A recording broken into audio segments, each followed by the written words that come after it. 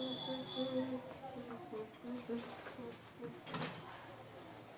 morning, student. I am Nirmala Soni. Today we will read chapter number 13. आज हम chapter number 13 read करने जा रहे हैं. देखो chapter number 13 का क्या नेम है? खुशबू रचते हैं हाथ. कि हाथ खुशबू को कौन रच रहे हैं? हाथ. मतलब अगरबत्ती बनाने वाले कौन होते हैं? हाथ. किसके द्वारा लिखी थी ये कविता? ये कविता लिखी थी अरुण कमल के द्वारा. ठीक है. तो इसको रीड करने के लिए you open your book at page number 106.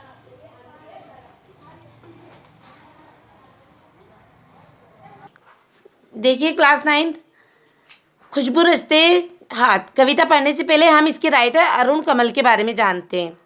ठीक है. अरुण कमल का जन्म बिहार के रोहतास जिले के नासरीगंज में 15 फरवरी 1954 को हुआ था. कब हुआ था इनका जन्म? 15 फरवरी 1954 को. कहाँ पे हुआ था? बिहार के रोहतास जिले के नासिरगंज गांव में. ये इन दिनों पटना विश्वविद्यालय में प्रधानाध्यापक थे. मतलब पटना विश्वविद्यालय के प्रिंसिपल थे ये. इन्हें अपनी कविताओं के लिए साहित्य अकादमी पुरस्कार सहित कई अन्य पुरस्कारों से भी सम्मानित किया गया. इन्होंने कविता लेखन के अलावा कई पुस्तकों और रचनाओं का अनुवाद भी किया है.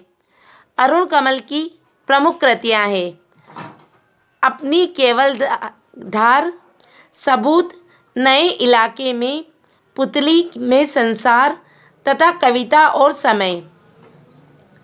इनके अलावा अरुण कमल ने मायाकोव्स्की की आत्मकथा और जंगल बुक का हिंदी में और हिंदी के युवा कवियों की कविताओं का अंग्रेजी में अनुवाद किया, जो वॉइसेज नाम से प्रकाशित हुआ. अरुण कमल की कविताओं में एक बिंब, बोलचाल की भाषा, खड़ी बोली के अनेक लय छंदों का समावेश है. इनकी कविताएं जितनी आप बीती है उतनी ही जग बीती भी. इनकी कविताओं में जीवन के विविध क्षेत्रों का चित्रण है.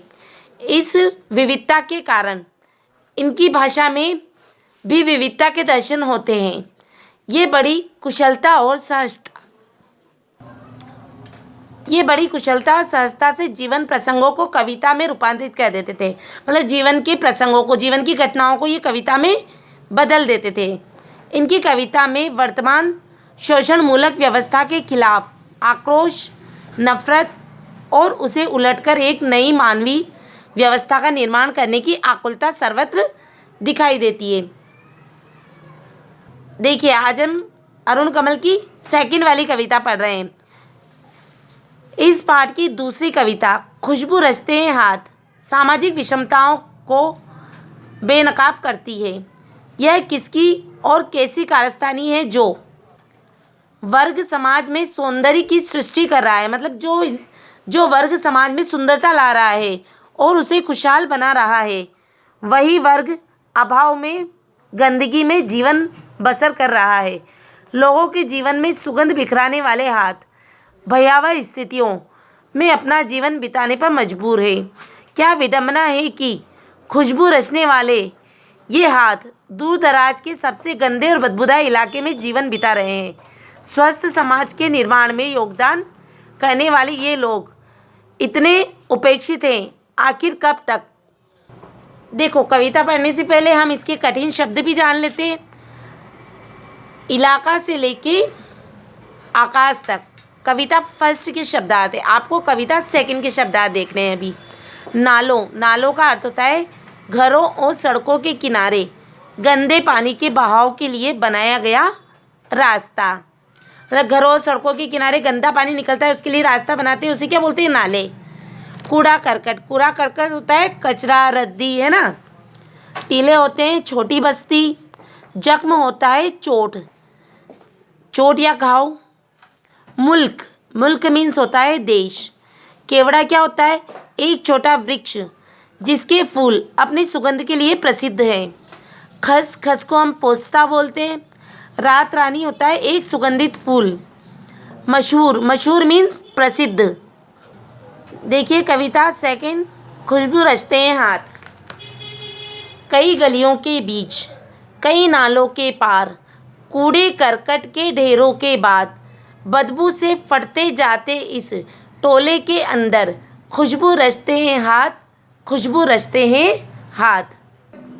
देखिए इसमें कवि अरुण कमल क्या कह रहे हैं कि जो हाथ खुशबू फैलाने वाली अगरबत्ती का निर्माण करते हैं वे स्वयं कैसी बदबूदार बस्तियों में रहते हैं। उन्हें कई गलियों के बीच में, कई नालों को पार करते हुए, कूड़े करकट के ढेरों के बाद, बदबू से फटते जाते हैं टोले के अंदर। मतलब उनके नाक बदबू के कारण,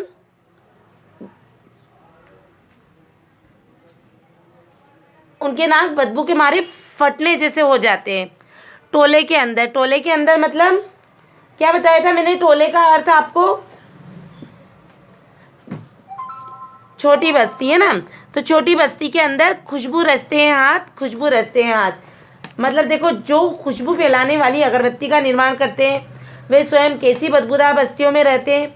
उन्हें कई गलियों के बीच, अनेक नालों को पार करने के बाद, कूड़े करकट और गंदगी के ढेरों के आसपास वहाँ रहना पड़ता है जहाँ उनकी नाक बदबू के मारे फटने जैसी हो जाती है।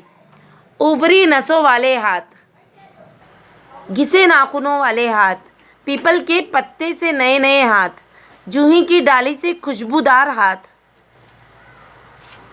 देखो इसमें कवि क्या कह रहे हैं कि जो मजदूर खुशबूदार अगरबत्तियाँ बनाते हैं और सारे संसार को खुशबू से महका देते हैं वे तरह तरह के होते हैं। मतलब एक तरह के नहीं होते, वो अलग अलग प्रकार के होते हैं।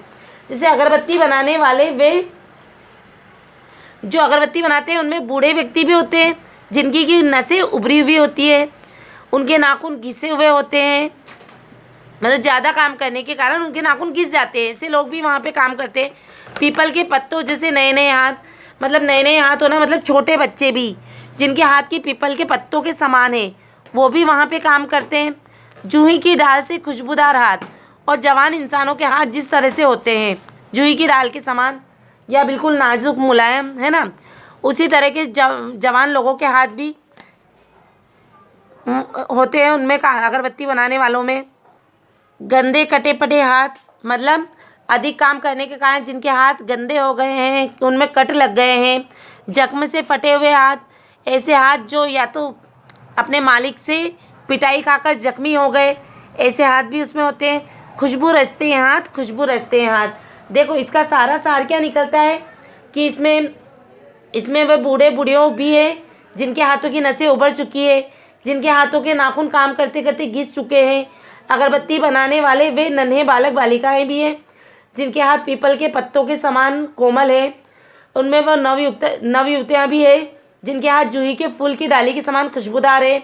इनमें काम की अधिकता के कारण गंदे हाथों वाले, कटे फटे हाथों वाले मजदूर भी है, फिर भी वे काम किए जा रहे हैं।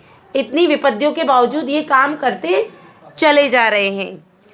यही इस गली में बनती है मुल्क की मशहूर अगरबत्तियाँ। ऐसी जो बदबूदार गलियाँ हैं उन्हीं में मुल्क मतलब देश की मशहूर अगरबत्तियाँ बनती है। इन्हीं गंदे मोहल्लों के गंदे लोग बनाते हैं केवड़ा, गुलाब, खस और रात रानी अगरबत्तियाँ। मतलब इन्हीं गंदे मोहल्लों में रहने वाले लोग ही क्या बनाते हैं, केवड़ा, गुलाब और रात रानी वाली अगरबत्तियाँ।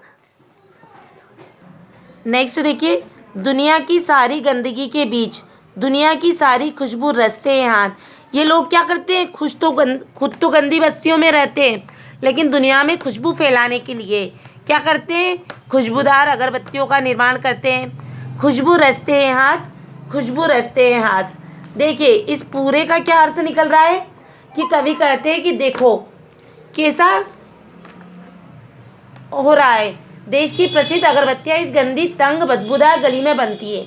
इन्हीं गंदे मोहल्लों में रहने वाले लोग केवड़ा, गुलाब, पोस्ता और रात रानी की अगरबत्तियाँ अपने हाथों से बनाते हैं और ख़ुद तो गंदी बस्तियों में रहते हैं और सारी दुनिया में खुशबू फैलाते हैं। Okay, that's all for today. आपको क्या करना है, चैप्टर नंबर 13 खुशबू रचते हैं हाथ के शब्दार्थ अपनी नोटबुक में राइट करने और इस कविता को पढ़ के देखना है। That's all for today. Thank you and have a nice day.